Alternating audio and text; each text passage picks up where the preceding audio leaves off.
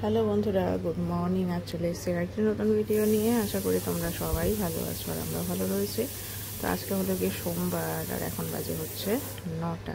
তো এই যে দেখো কি সুন্দর বৃষ্টি পড়ছে, হালকা হালকা। বর তো চলে গেছে সেই সকালবেলা ডিউটিতে, তো যখন যায় তখন বৃষ্টি ছিল না। এই যে এখন শুরু হলো বৃষ্টি, ভালোই লাগছে, খারাপ লাগছে না। বৃষ্টির ওয়েদার, মুষলধারে বৃষ্টি হলেও ঠিক আছে, হালকা বৃষ্টি হলেও ঠিক আছে।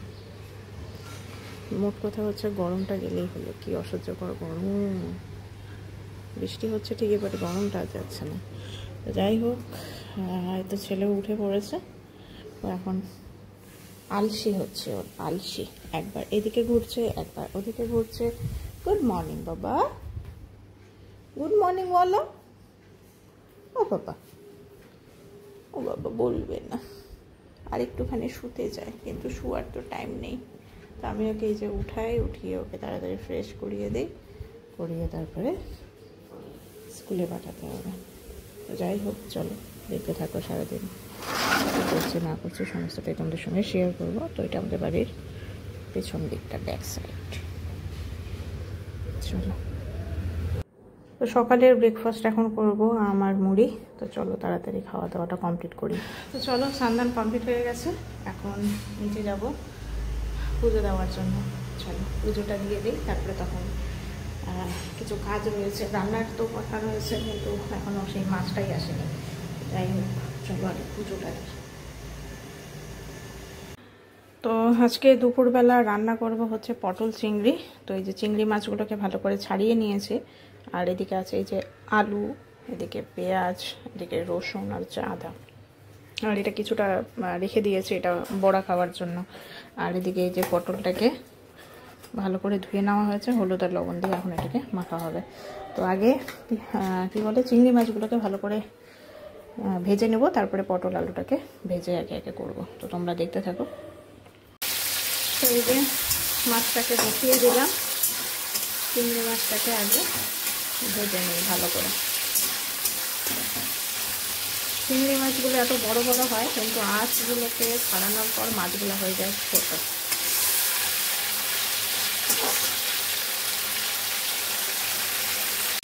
তো চিংড়ি মাছটা ভাজা হয়ে গেছে, নামিয়ে নিলাম। আর এখন ভেজে নিচ্ছি পটল ওই কড়াইয়ের মধ্যে। যেহেতু চিংড়ি মাছ ভাজা হয়েছে, ওই জন্য দেখো সাইডে যে এরকম এরকম হয়ে যাচ্ছে।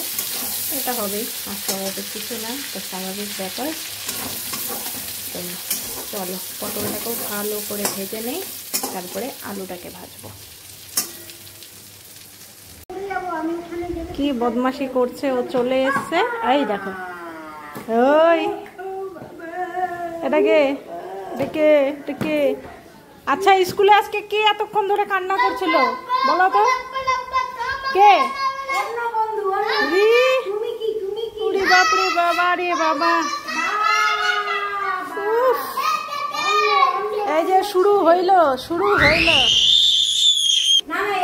জি জি জি জি জি জি। তো এই যে পটলটাও ভাজা হয়ে গেছে, এবার আলুটাকে ভাজছি। ওই যে দুঃখ পেয়েছে আমার ছেলে, খুব দুঃখ পেয়েছে রে বাবা, কান্না করছে। আলুটাকে ভেজে নিই তাড়াতাড়ি। তো যাই হোক, এখন আমার এই যে আলুটাকেও ভাজা হয়ে গেছে। তো এবার ফোড়ন দেই হচ্ছে, এদিকে দেবো তেজপাতা, তারপরে দেব দারচিনি, আর তার সাথে দেব হচ্ছে এলাচ। তো এটাকে আগে ভালো করে একটুখানি ভেজে নেই, তাহলে তেলের মধ্যে সেন্টটা ভালো করে চলে যাবে। আর এবার এর মধ্যে আমি দেব হচ্ছে এই যে পেস্ট করে রাখা মশলাটা, এর মধ্যে দিয়ে দেব।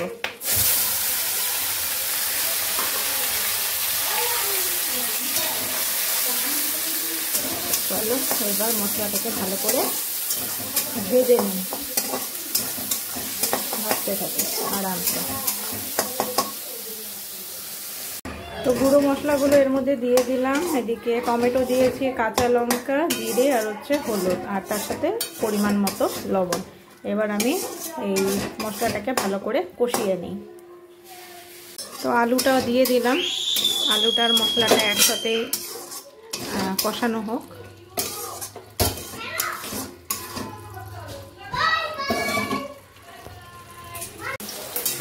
তো এই যে কষানো চলছে এখনো, আস্তে আস্তে করে ভালো করে কষিয়ে নিই। আর এইদিকে চলছে ছেলের জন্য মাছ ভাজা। ওকে চিংড়ি মাছ দিব না, ওর অ্যালার্জির প্রবলেম রয়েছে একটু, যার জন্য ওকে চিংড়ি মাছ দেই না। চিংড়ি মাছ, ইলিশ মাছ তো খুবই পছন্দ করে, বাট দেই না, চোখের সমস্যার জন্য ওকে দেওয়া হয় না। যদিও ওটা বলেছিল ডাক্তার, হায়দ্রাবাদে তো আমরা গেছিলামই, ওখানে ডাক্তার বলেছিল যে এটা বড় হতে হতে আস্তে আস্তে ঠিক হয়ে যাবে, এটা কোনো ভাইটাল খুব একটা সমস্যা না।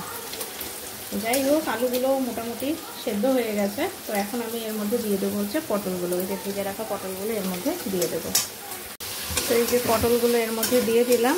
এবার আলু আর পটল দুটোকেই ভালো করে কষিয়ে নিই। তো আমি এর মধ্যে পরিমাণ মতো জল দিয়ে দিয়েছি। তো কষানো হয়ে গেছিলো, আর কালারটা লাল লাল লাগছে না, কারণ আমি কোনো শুকনো লঙ্কা এর মধ্যে দিইনি, আমরা যেহেতু খাবো। আর শুকনো লঙ্কাটা আমারও শরীরে একদম সহ্যই হয় না, গ্যাস হয়ে যায় প্রচণ্ড। তো চলো এখন চিংড়ি মাছটা এর মধ্যে দিয়ে দিই। তো আমি এই যে চিংড়ি মাছগুলো দিয়ে দিলাম এর মধ্যে। এবার ভালো করে ফুটবে, আর ঝোল এরকম থাকবে না, ঝোলটা কমে যাবে। আর এই যে ওর দাদা ভাই ওর দাদার সাথে কি কি যে করছে, বাবা রে বাবা, বলার না, দুনিয়ার বদমাশি।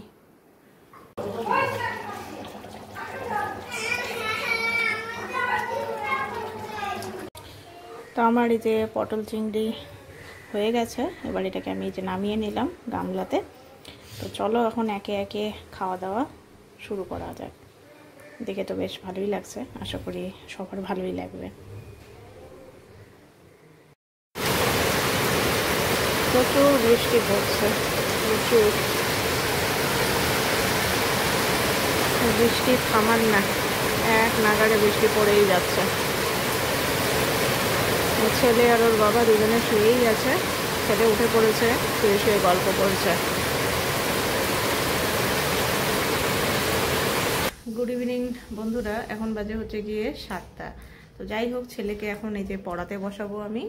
ও না খুব দুষ্টুলিপনা করছে না, নো, এই যে ওর টেবিল সব কিছু রেডি করে নিয়েছি।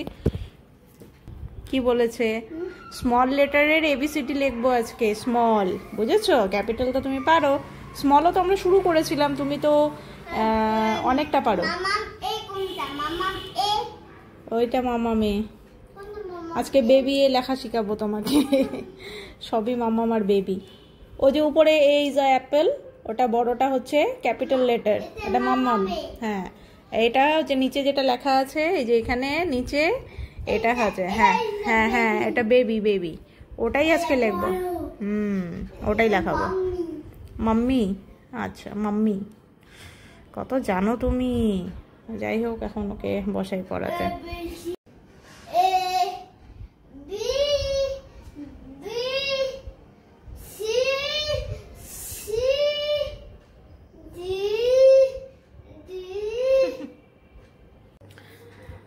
রাতের এই তো খাওয়া দাওয়া কমপ্লিট হলো।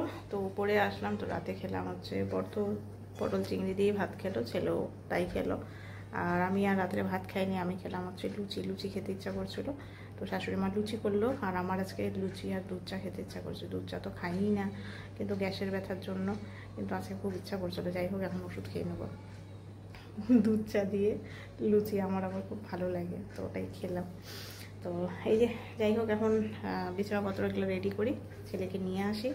অলরেডি 11:30 বেজে গেছে, আজকে অনেকটা লেট হলো, আসলে একটু গল্প গুজব করলাম, যার জন্যই সময়টা অনেকটা চলে গেছে। তো চলো বন্ধুরা, আজকে ভিডিওটা এখানে শেষ করছি, নেক্সট ভিডিওতে আবার দেখা হবে তোমাদের সাথে। আজকের মতো গুড নাইট, ভালো থেকো সবাই।